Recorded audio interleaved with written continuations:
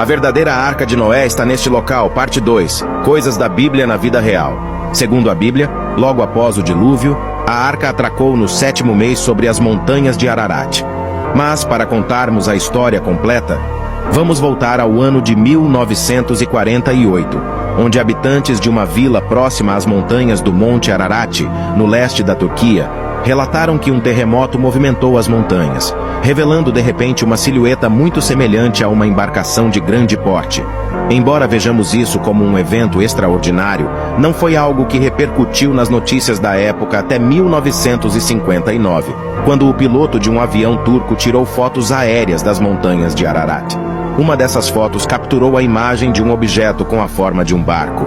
Ao ver essas imagens, o Dr. Arthur Brandenburger, um especialista em fotogrametria histórica da Universidade Estadual de Ohio, nos Estados Unidos, concluiu: "Não tenho dúvida de que este objeto é um barco. Ao longo de toda a minha carreira, nunca vi um objeto como este em uma fotografia aérea." Em seguida, em 1960, uma equipe da revista Life dos Estados Unidos realizou uma expedição de 1 dia e meio no local.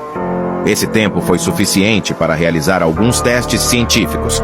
Ao chegar, eles fizeram uma explosão com dinamite em um dos lados e, embora algumas madeiras petrificadas tenham sido reveladas, a conclusão deles foi que não havia nada de interesse arqueológico.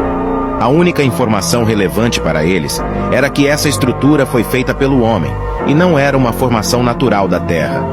Então, eles deixaram de lado. A única coisa que foi feita foi uma publicação na revista com o chamativo título A Arca de Noé, juntamente com a fotografia tirada do ar.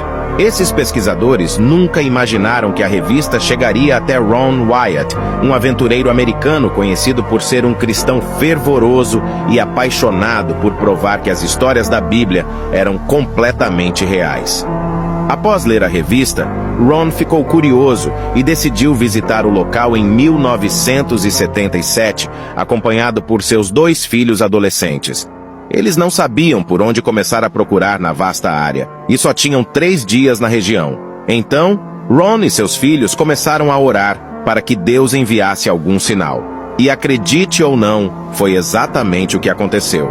O táxi parou no meio do caminho sem explicação, e quando saíram do carro, você não vai acreditar no que encontraram. No mesmo local, eles viram uma estranha pedra perfurada com inscrições. Sem entender o que estava acontecendo, Ron e sua equipe continuaram sua viagem. Mas a cada trecho, encontravam outra pedra como aquela. Essas pedras são conhecidas como âncoras de pedra e serviriam exatamente como contrapeso em uma embarcação.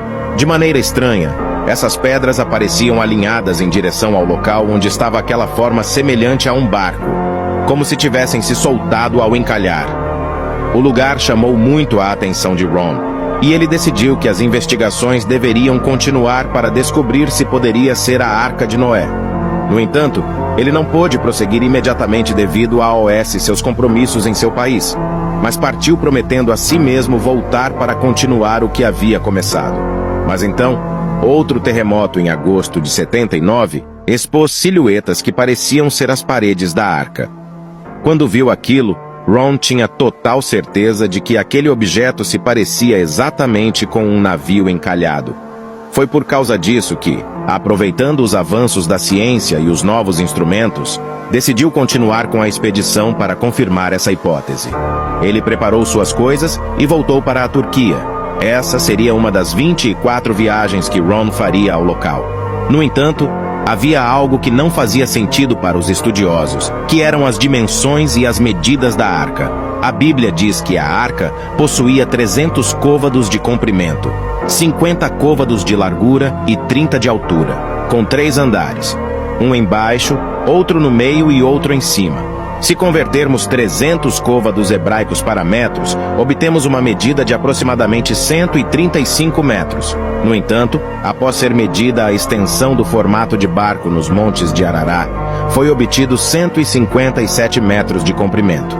Em outras palavras, a arca era cerca de 20% maior do que o descrito na Bíblia. Esse fato era um dos argumentos mais fortes dos estudiosos para que essa não fosse a verdadeira Arca de Noé. Mas Ron não desistia facilmente. Ele estava convencido de que aquela era a Arca do Dilúvio.